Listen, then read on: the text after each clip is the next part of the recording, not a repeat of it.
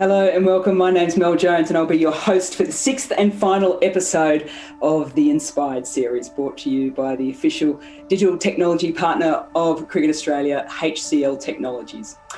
Definitely no studio option today. We are once again fully virtual and we have spread not only across the country but right across the globe as well. To begin with though, I would like to acknowledge on behalf of HCL and of Cricket Australia the traditional owners of the land in which this webinar is being hosted, the Wurundjeri people of the Kulin Nation here in Melbourne and the Whadjuk people of the Noongar Nation in Perth. We pay our respects to elders past, present and emerging, and I'd also like to acknowledge any Indigenous or Torres Strait Islanders joining us as well. And of course, wherever home or work is for you, we hope you and your family are doing well and staying safe and you're ready to be entertained, and I do use that word because you will be with these two guests, and enlightened by two pertinent figures in Australia's cricket who will be taking us through what I think will be a really informative hour. Now, if you are new viewer, I should say, HCL is a leading global technology company that helps global enterprises reimagine and transform their businesses through digital technology transformation and empower them with technology for the next decade today. As we dive into Cricket Australia's ecosystem of cricket, business and life through a range of leaders, including players, legends, coaches and executives. Their stories are also HCL stories. As I mentioned, this is the last of the episodes of the Inspired series, and we are taking a slightly different approach with no current players. We've got rid of them. That's right. We are going former players, though, former players who have a massive part in the game. Episode 3, we had a series on women within the game and how they've added to the game. We've got a female on today, Christina Matthews, who has played a massive role in pushing the sport forward. And then, of course, in episode 2, we were chatting all things the joy of cricket. And we've got someone on with us today who the majority of the time when he was on the ground had a massive smile on his face as well. So today we dive into what life looks like after you've played your last match. How do you prepare for that moment? And, well, how do you make your mark in the game, but in a completely different role as well? It's no surprise that as the commercial side of the game has expanded, and it's expanded through a multitude of different ways as well, we're talking through media, through broadcast deals, that it's also impacted on cricketers' professional and non-playing careers. For one, Australian cricketers, they no longer have to juggle playing and working at exactly the same time, which is absolutely fantastic. And secondly, career options within the game itself have expanded exponentially, making it easier for players to transition out of playing but still remain in the game. So what was it like back in the years gone by, and what does it look like today? There are a couple of the questions we're going to have a chat about. Is the pathway clear, or does it take a certain type of person to make that transition work and be successful? We're looking forward to just dissecting this and more in today's episode of Beyond the Boundary Rope. So, time to introduce our panel. And in an absolute arm wrestle with Tim Payne for our biggest Tasmanian celebrity that we've had on the Inspired series to date, we welcome George Bailey. A dashing batter for Tasmania who would later captain his state. George made his international debut in the T20 arena in 2012. From there, he would become a regular member in both the T20 and one-day international national teams and captained both sides for a combined 57 matches with an impressive win record of 53%. In 2013, he was presented his baggy green and part of the Australian team that whitewashed England on Australian soil 5-zip. Announcing his retirement last year, George has now stepped into the role of selector and joins us from the UK as he embarks on his first tour with the Australian men's team. George Bailey, I'm just asking whether or not you've got Panadol with you, because your selection headaches might be coming forward, because there seems to be a lot of players in very good form. Certainly are, and it's a great headache to have, isn't it? There's you bemoan the times when you're wishing someone would stand up and stamp their stamp their name on a place for a spot in a team. This has been a fantastic opportunity to have a really large group of guys together playing some of the most high quality practice games that I've seen. So that's been fantastic, and we've got some tough decisions to make for later on today. Well, I know you've got your coffee there, so sit back and relax for 2 seconds while I introduce our second panellist. And she comes fresh off a recommendation. Actually, I'm not going to say recommendation. I'm going to say insistence from Justin Langer, who was on the last of the episodes on the Inspired series. Christina Matthews started her cricketing career by transversing the east coast of Australia, playing domestically for Victoria, New South Wales and the ACT. She would make her international debut in 1984, and her 20 test matches and 47 ODIs would see her become Australia's most capped test player in the women's game, and holds the record for the most dismissals by an Australian wicketkeeper. Christina would also represent Australia in the 1988 final, winning at the MCG, and 1993 Women's World Cups. Since retiring from cricket, Christina has been a driving force in sports administration across hockey, Australian rules football, and thankfully for us, cricket. Since 2011, she has called Western Australia home and has held the position of CEO of the Western Australian Cricket Association, and was one of the instrumental figures in securing the successful running of the ICC Women's T20 World Cup in 2020. I can't believe I've said Christina so many times. Chris Matthews, welcome. Thank you very much, Mel. Did you ever think that when you were managing a couple of the sides that I played in, that we'd be sitting here talking all things, the two of us working in cricket? No, I mean, it's a very long time ago, and that's the exciting part of life. You never know where you're going to end up. I always knew I wanted to work in sports administration, so it just was common sense to me. I enjoyed sport. I wasn't qualified for anything, so I'll just try and get a dodgy job in sport somewhere. I might start there. We're going to go back before we go forward a little bit. So I'd like to get off both of you where this sort of journey post-playing started with. With you, Chris, when you were playing, you were juggling work at the same time. You know, we played in that sort of completely amateur phase of the game. Did you have your mindset purely on just in sport? Did you have an idea? Because you've worked in a numerous amount of roles. Did you sort of have that career path planned out for yourself, or did you just sort of fall into it and then work it out as once you're in there? Look, the plan was as simple as I was playing, and I wanted to represent Australia for as long as I can. I figured the really best place for me to work was in sport, because I did think that if I worked in a sport, they would have a sort of empathy with me for what I was trying to achieve, and it was as simple as that. I loved being around sports people. I loved talking about sport. I was a secretary at the time, so it was simply for me, I'll get a job as a secretary in sport. And luckily for me, living in Melbourne at the time, my first job was at the Victorian Football Association, and my two loves in life from a sporting point of view were football and cricket. So not only that, I'm a lifelong Fitzroy Brisbane supporter. So my first CEO in sport was a guy called Keith Webb, who played on the wing for Fitzroy in the 60s. So I pretty much at 25 or 26 had the ideal life. Hang on a minute. So let's go back to, you said your first job was as a secretary. So you didn't go through university at all? No. I did try university once when, people over my career have always said, you'll never get anywhere if you don't go to university. You've got no university degree, you'll never get anywhere. So I can be a little bit stubborn and determined. So I had a little bit of spare time. I thought, I'll go and do something. So I enrolled in a graduate diploma in business, which was only 4 subjects. I did the first 2 subjects, which I got high distinctions in. And then I thought, I'm just coming here talking about what I do every day, and I never went back again. Never been one for qualifications. Yeah. George, I might go to you, because different from Chris, where she was in that sort of amateur playing days, you're in the fully professional playing days. When you were playing, did you have your sort of eyes on outside of cricket a long time ago, or did you sort of one of those players that sort of got to the last couple of years of your career and sort of went, ooh, I better do something here?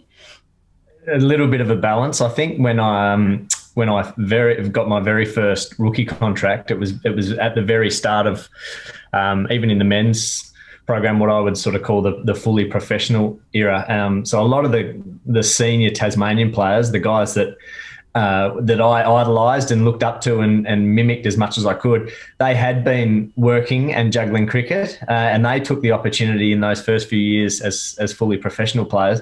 Most of them took the opportunity to lose their side jobs or the what they were doing outside of the game. And certainly my generation, I think there was a few years where we fell into the same trap because we saw them just being fully professional cricketers, and we thought, oh, this is the life.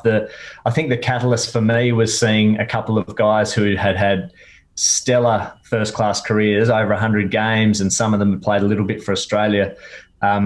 Seeing them finish their careers and how much of a struggle it was, and I was by that stage partly through my career, and thought, right, so there's not this sort of golden handshake or this carpet laid out for you at the end, that one door shuts, and it's very much about starting a new career. So from that point on, I think that also coincided with a real focus from Players Association and from Cricket Australia and state associations in making sure that you were producing a well-rounded person, not just an athlete who you spit out at the back end. So there was a better push from player development managers and better opportunities. I think Chris's point is really great, that initially people were just pushed down a university path, and if that was the option, but that's certainly not for everyone. But that's where I ended up. I ended up back at uni doing an MBA for my last sort of 4 or 5 years of finishing up cricket, and that coincided beautifully. Finished that in October last year, with the end of my cricket career very much in sight. Boom, perfect timing. I love it.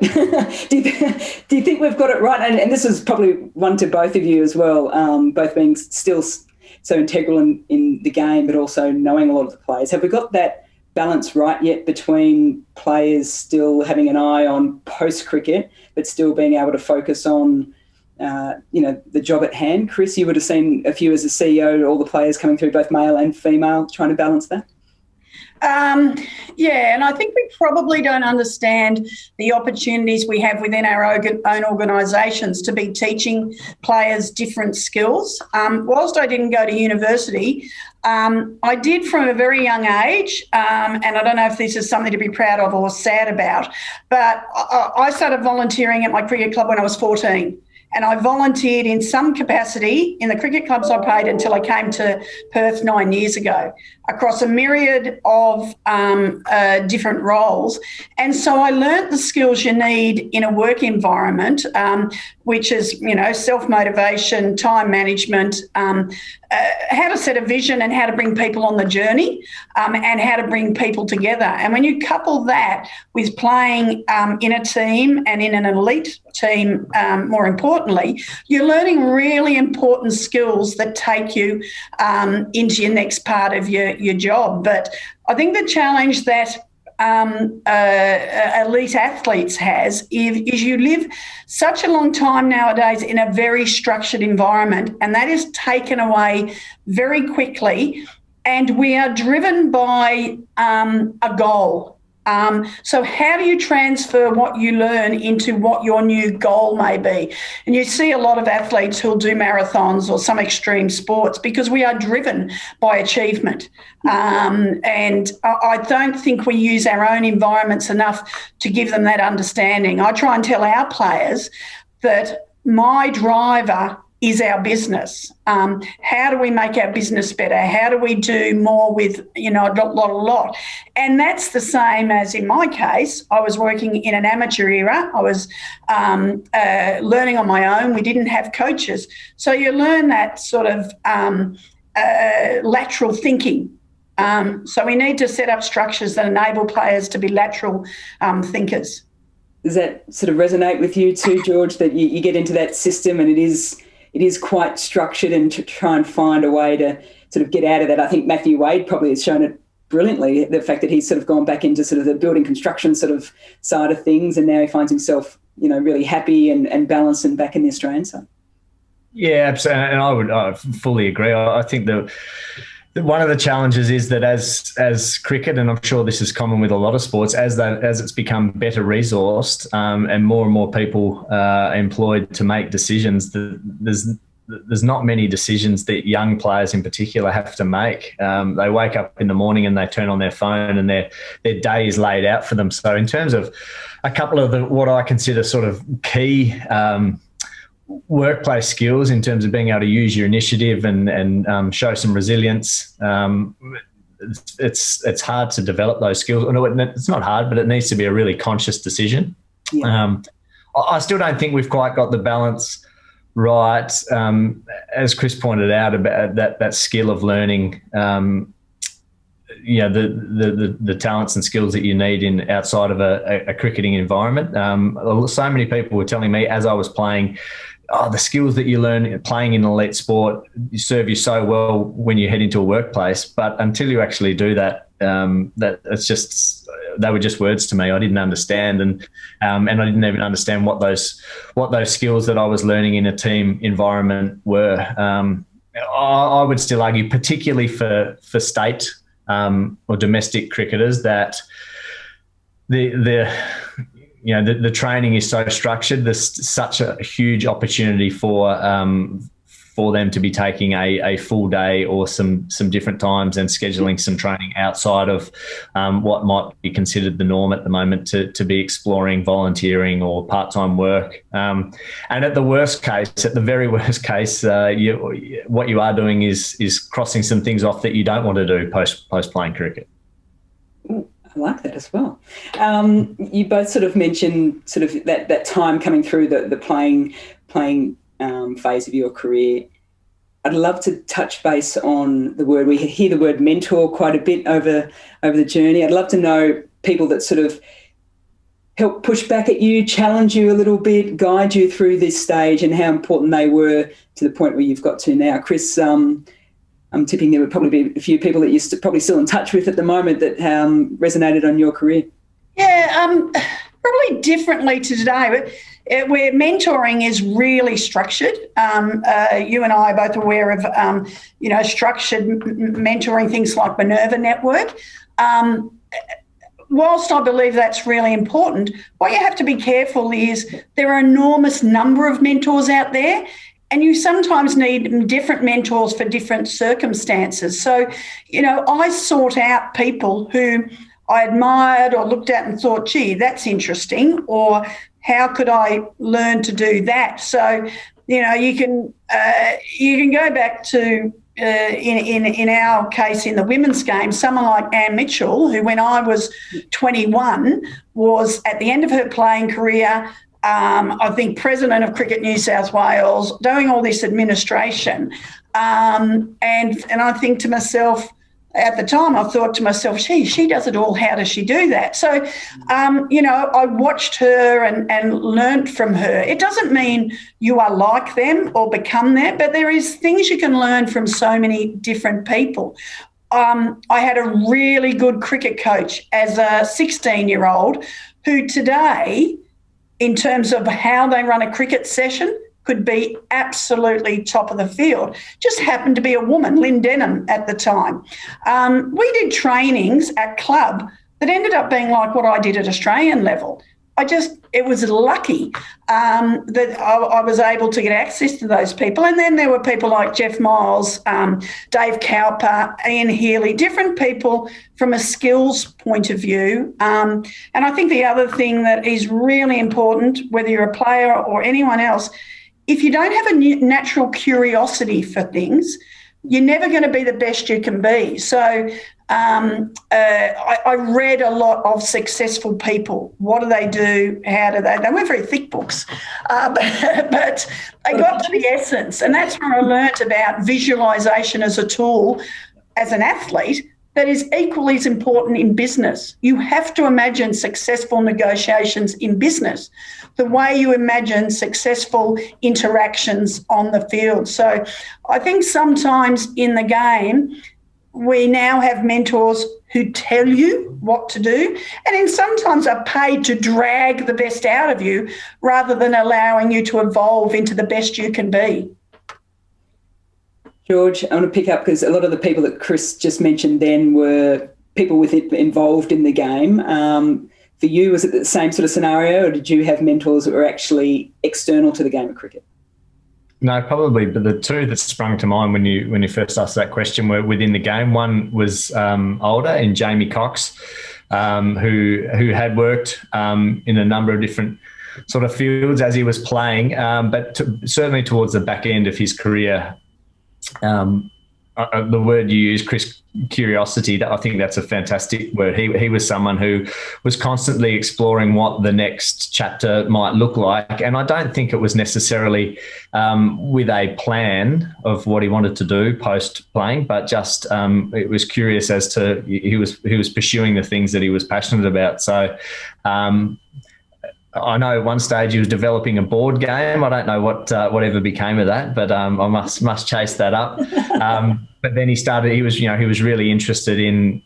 He was sort of the first wave of player development managers. So he started doing some study in the background of that, and sort of transitioned really well. And the other one was a peer, was Ed Cowan, who I think is an absolute pin-up of what every modern player should look to be doing transition-wise. He was so passionate about it, was really interested in what other players were doing, and that old adage of surrounding yourself by people who behave and live the values that you want to live. That was so true for me with Ed, because he was someone who, whenever I spent time with him, I left thinking, right, what can I be doing? What can I be doing with an eye to what post game or to improve myself as a person. So he was someone that I'm incredibly grateful for to have played with, from a cricketing sense, but also for what he offered off the field.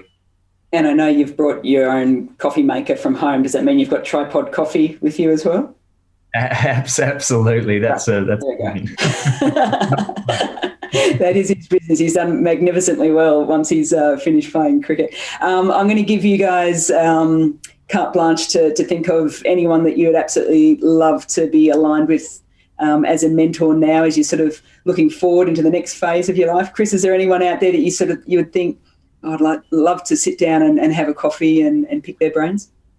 Well, that is a hard question because there are so many great people over the world. In terms of entrepreneurship, I don't think you can go past Richard Branson to really understand. There's kind of nothing appears to stop him, and he will promote whatever he needs to promote and speak about it and so forth. So he's one. I've got to say Oprah Winfrey would be another one, and that is because of what I love about Oprah is her connection to spirituality and how she sees the world and how she lives her life. I think, we grow up not understanding the difference between being religious and being spiritual. And I think, the moment we lose connection with our spiritual side, we kind of get caught up in all the negative of the world. And so learning to sit above that, I think, is really important. And, I think she'd be really interesting to talk. I mean, she's spoken to some fantastic people over the years. Deepak Chopra was someone that I read a lot of when I was transitioning out of the game, and you do get lost. I was really lucky because I worked in the game when I was playing, which some people can't cope with, but I had a career set in the game, didn't know in what position, but I was working in the game. But it's moving from being that elite athlete into how do you influence in other areas. So kind of getting to know yourself was really important, and sort of stopping and thinking about how you grow as an individual. So people like that are probably of interest to me. Yeah. Just before I get to you, George, I want to pick up on something you just said then, Chris, in terms of you got a little bit lost or potentially could have got lost. How do you, I suppose I'm interested just on how do you recognise it and how do you get out of it? Well, the first thing, and it's really, and George, I'm sure you will recognise this absolutely now. I talked to Adam Voges about it quite a bit. when you're a player, you are part of a group, you're part of an inner sanctum, you know all the gossip, you know what everybody's doing, you know all the jokes. The moment you are not a player, even though you're still part of that group, you're out of the loop. And people who were really, oh, do you want to go for dinner? No, because now it's not because they don't like you, it's because you're in a different group now. You're in the management group or the coaching group or something like that, and you have an authority over those players, whereas a player, you're all equals. So you've got to move out of that, and it is really difficult. What I think was saved by that, my desire to stay in the game was to make the game better. And whilst I had to take a deep breath and say, gee, a year ago, they were my best friends. Now, outside of the tour, I could still call them up and things like that. But all of a sudden, you're an authority figure who makes them do stuff they don't want to do. And so you've got to get used to that. And then it is, where do I fit into the future? And I made a very clear decision at a certain point to move out of community cricket and high performance into the business side of cricket, because I couldn't influence the game in high performance and community cricket in the way I thought the game could get better. And that's not just for women, that's for men as well.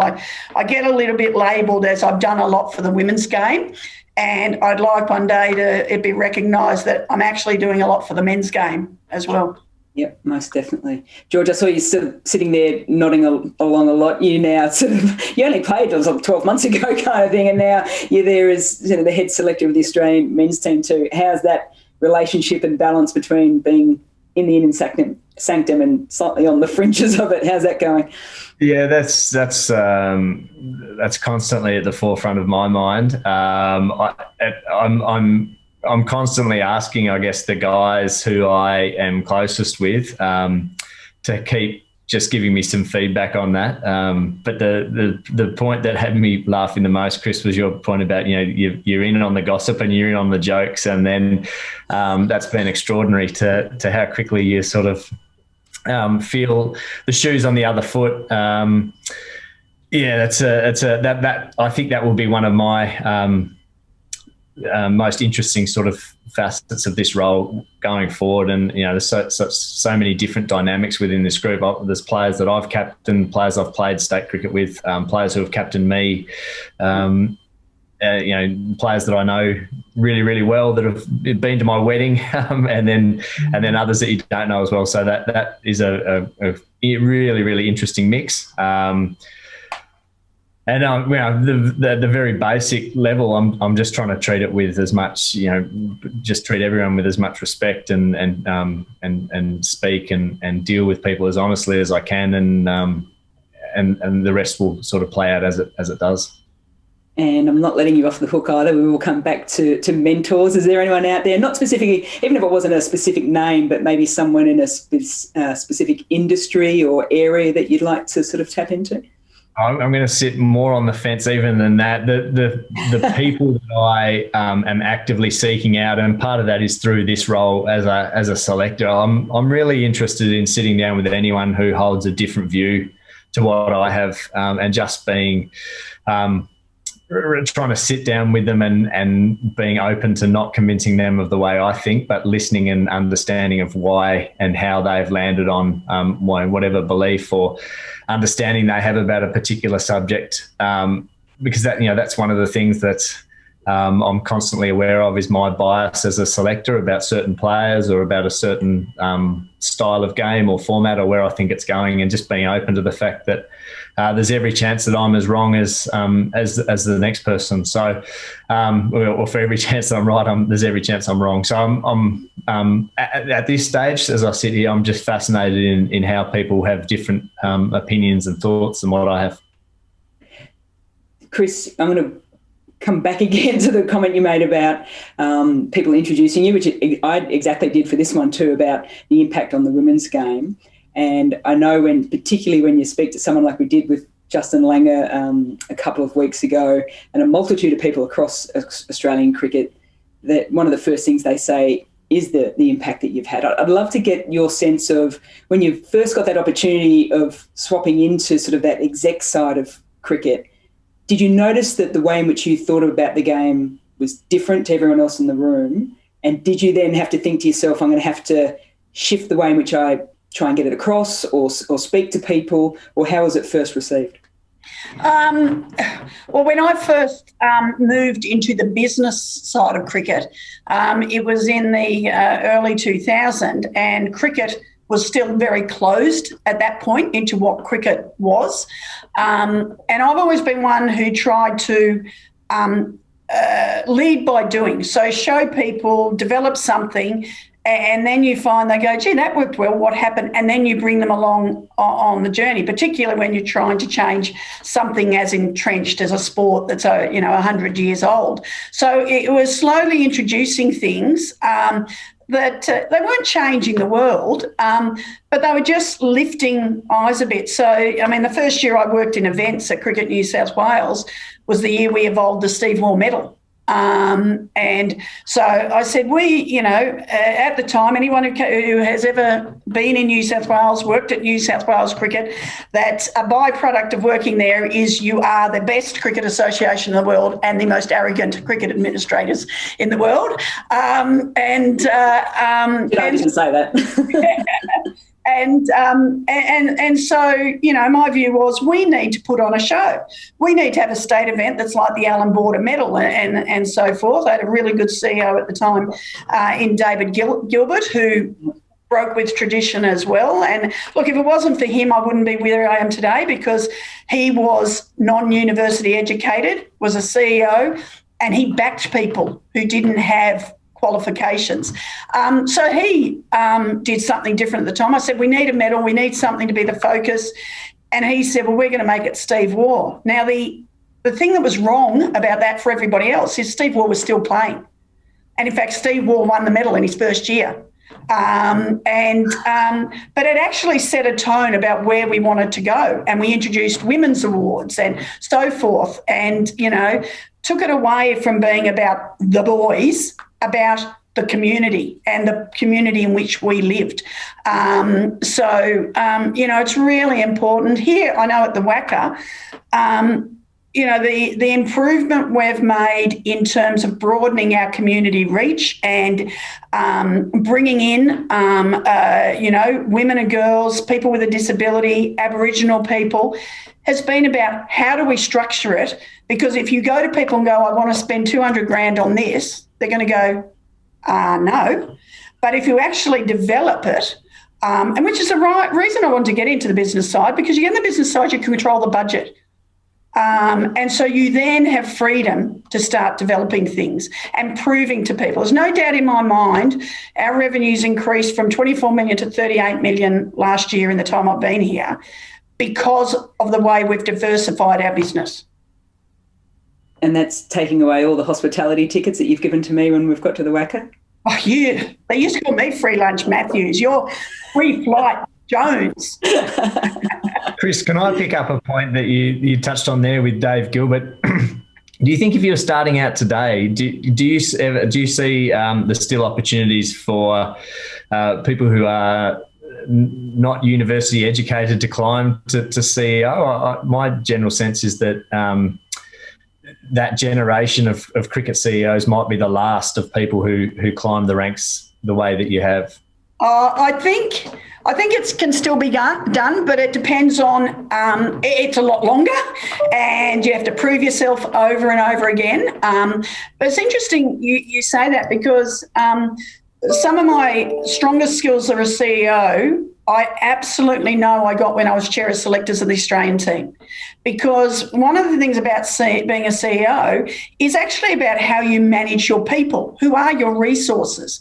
And being a chair of selector, I had to have some very hard conversations, and of course the conversations you love to have when you're picking someone for the first time. But I always want to make sure the conversation I was having was clear about why they weren't playing and gave them some hope about what they could do to get back in. And that hope had to sit with what they did not because, as you know, when you drop someone, they go, well, what about Johnny or Betty or whatever? They didn't do this. And bringing the conversation back to what you want to talk to them about. And I found when I became CEO, if I could manage those difficult conversations, whether it's individual staffs, whether it's talking to the group, whether it's negotiating or convincing a board, that came through my time as a selector. Excellent. So you're clearly going to be the next CEO of Cricket Australia or Tasmanian Cricket. I'd vote yes for that. That sounds fantastic. George, JL, a couple of weeks ago, we spoke about culture, bit of a buzzword for quite some time now, and he educated us because he said it comes from the Latin of care, which I don't think I'll ever forget now. Culture in terms of within a cricket team itself, then in terms of culture within a management side of things, do you think things shift in terms of the mindset of setting up that kind of culture, or is it pretty much the same thing across the board? I think there's probably a slightly different dynamic because I've seen an array of teams have success through different and have completely different cultures and different, because I think the nature of the team itself is performance driven, and so there's probably a higher level of turnover, and what you are left with over the longer term is the better players who end up playing a large amount of games individually and as a group together. Whereas management, I think there is that you can have very different viewpoints to someone, but you need to find a way to work together and to find some common ground, both for through your own individual actions and thoughts, but also for the greater good of the team. So, I think that's a great point. The fundamental or the basis of a culture is probably care. That's caring what other people think, caring how they feel. And caring about the bigger picture, which I think is always the absolute crux of a culture, understanding that you are part of a journey for a team or for a sport, and the very nature of your role is to make sure that that you're trying to improve the game or improve the team from where it stands as you're in it today. Both of you are in situations at the moment and in roles where, Chris, I think you mentioned just before, that having that hard conversation, and it's been sort of a common thread right throughout a lot of the Inspired series, is that we know we actually have to have it at times, whether or not we're sort of giving it or receiving it in some way, shape or form. I'd love to get, just before we go into the Q&A section of today, from both of you, a moment where you've had to have that hard conversation in the roles that you are at the moment. You don't need to go into specifics by any stretch of the imagination, but how you actually get ready to have that conversation, because I think if you're ill-prepared, it can go a little bit pear-shaped. So, Chris, is there a sort of a process that you go through once you know you have to give someone a buzz or have them in your office? Yeah, there is. First of all, it's recognising that you have to have the conversation and the repercussions if you don't. And I think it is, depending on the conversation is, whether it is someone who is, let's say, an equal, or it is someone who is a member of staff, you prepare differently. But you've got to have one eye on what is that person like? How do they need to be spoken to? How do they absorb information? What are the things that are going to get them to understand why this conversation is needed? That I think that comes with time. One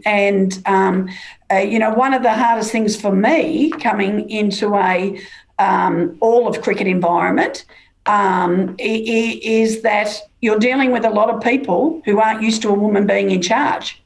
And so, I didn't have to at the beginning be aggressive, but I had to be very clear about my expectations so that there was a standard set.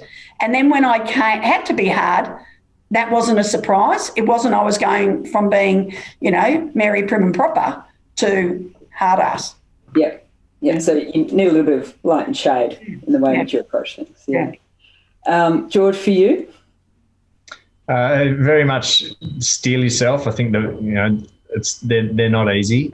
Being well informed, I think that's the least you can do for the person you're having the conversation with, is that make sure that you're not making any assumptions. And certainly in my role, I try to remove the expectations of their reaction and how they will take, or how that conversation will go.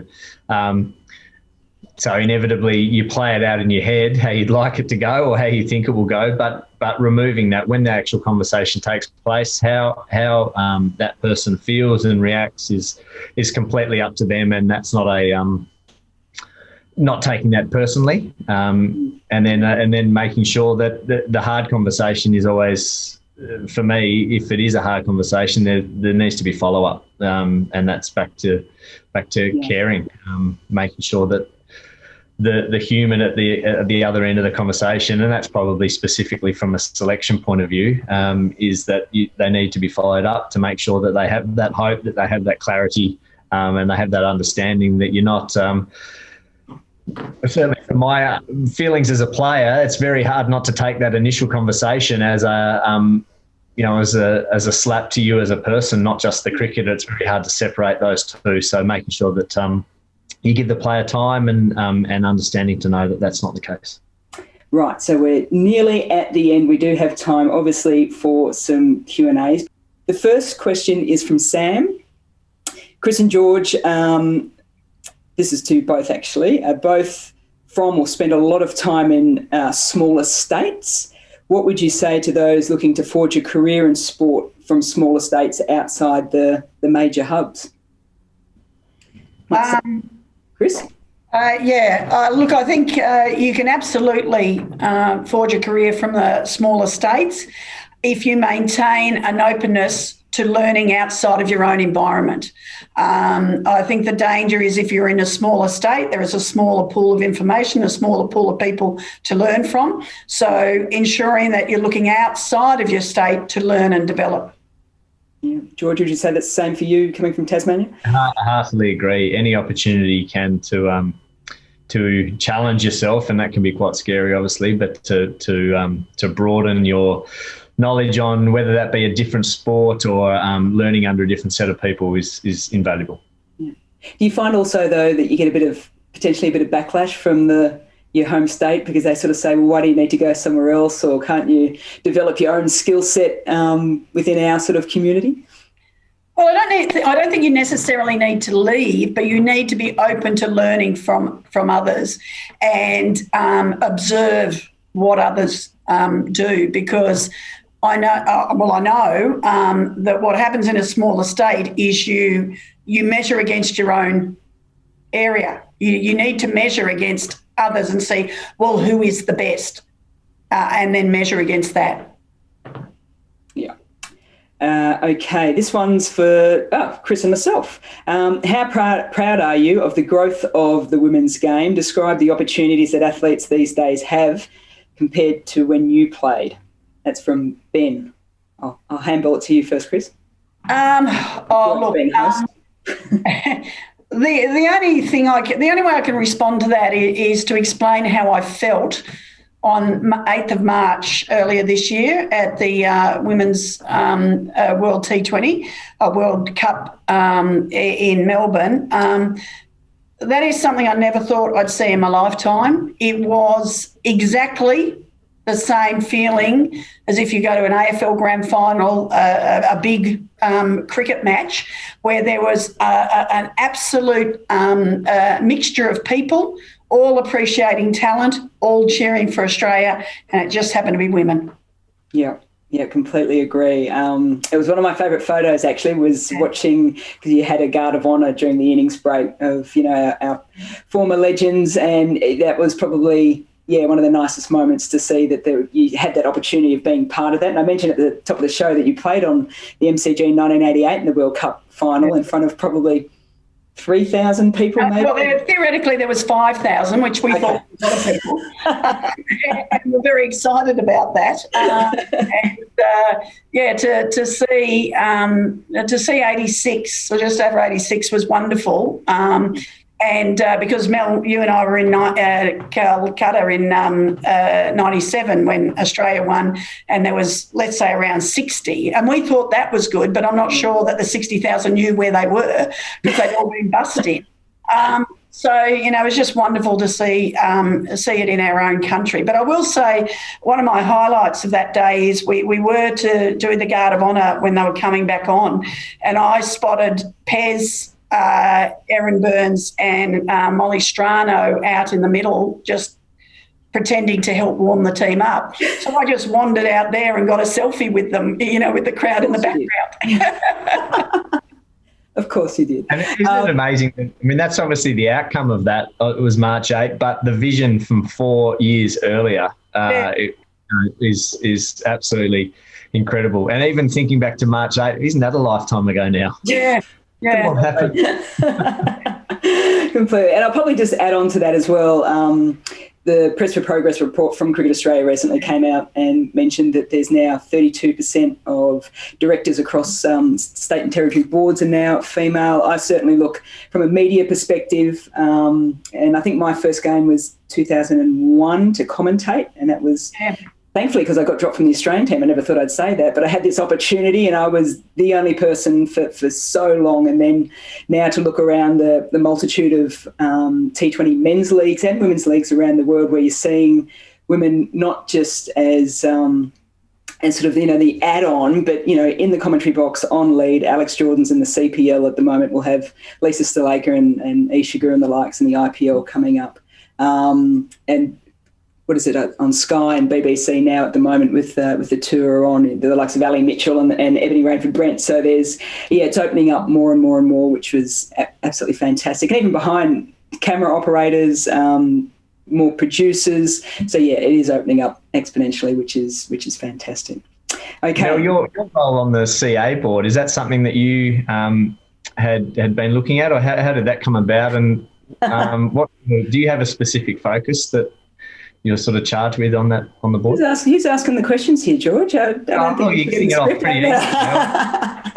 Yeah, look, it's a good question. I often say I haven't designed my life too much at all, and things sort of just happened in some ways. But I think you've certainly, in saying that though, you've got to put yourself out there in certain situations. So I'm very much of the same cut of the cloth as you guys in terms of curiosity. So you put yourself in different situations, you go talk to different people, you create different networks, and all of a sudden when a certain role or position is being spoken about, sometimes your name happens to get mentioned. And I'm guessing that's in a little sense of what happened with the vacant position on the Cricket Australia board. So when Earl Eddings came and asked me about it, it certainly was not front of my mind by any stretch of the imagination. I was thinking about getting back on a board. I'd been on a board of Red Dust, which is a Indigenous health promotion charity here in Australia, working with remote Indigenous communities. And I've been on the board of Bowls Australia about 10 years ago as well. And I wanted to get back onto a board, but I was sort of thinking probably now's maybe not the right time, but I was just sort of starting to think about it when he asked. And I admittedly, when he first asked, I said, no, not a chance. And I think a little bit was that I'm so heavily involved in the game too. I didn't know whether or not that was the right thing to do. But then when I thought about it, I thought, while I am so heavily involved in it in a variety of different roles, maybe that's a good thing to be able to bring the board and bring a different perspective as well. So I might have to ask the other directors whether or not that's actually happened or not. I think I amuse them for most of the meetings, so there's always a little bit of colour in there every now and again, which I think is handy for board meetings. Okay, next question is from Will, and this is for Chris, but maybe George too. What are your favourite memories? Oh, okay. I should have read this question first. Of our host Mel from her younger playing days. I had a good afro back in the. I should have read that question first. The interesting thing about young Mel is young Mel was a cage rattler. So as a player, Mel regularly wrote to the administrators about improvements she thought could happen in the game. So I think it's something wrong with your connection there, Chris. So you're not.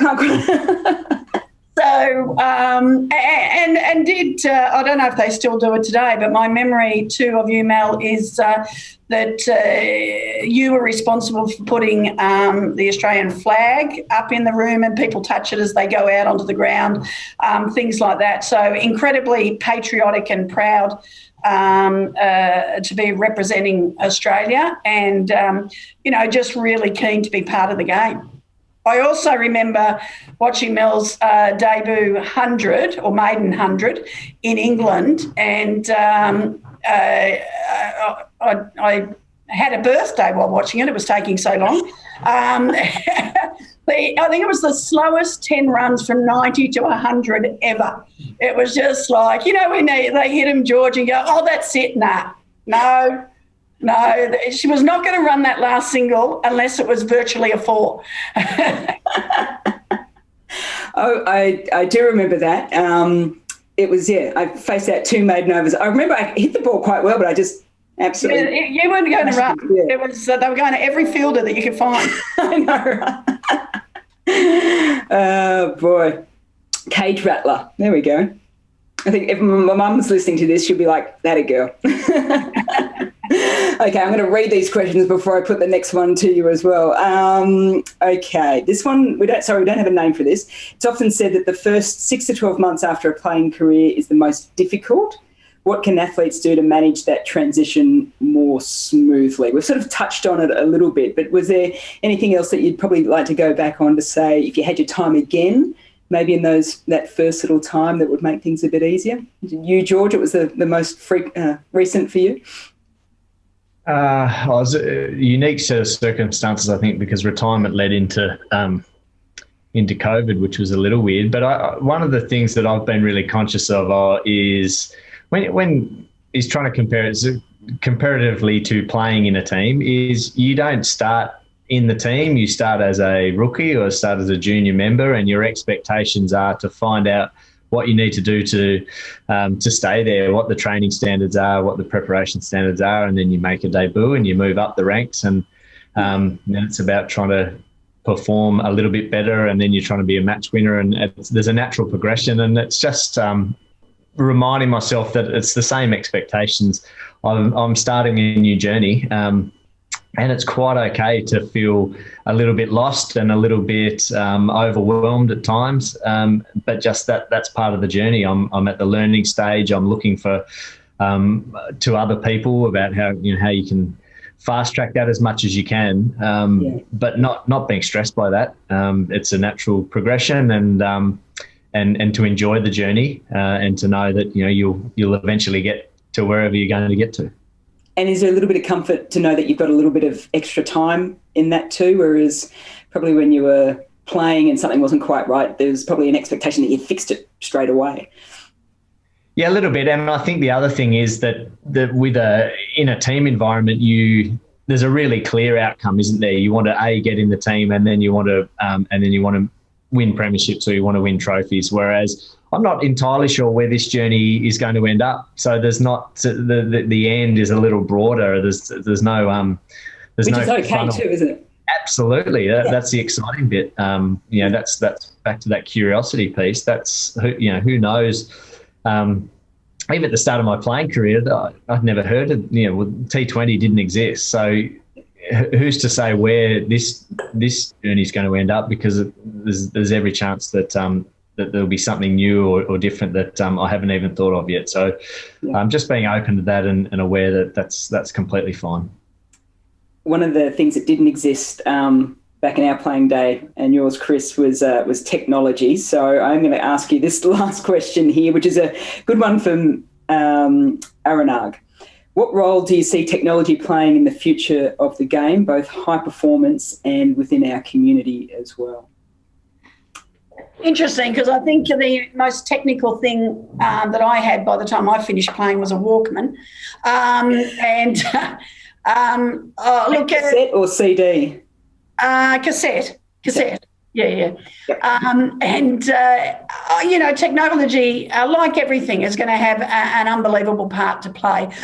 Who would have thought 10 years ago that cricketers would be running around with GPSs in the back of their shirts, who could, in virtually live time, go and have a look at how they got out, correct, any deficiencies in their game, or look and go, what am I doing differently?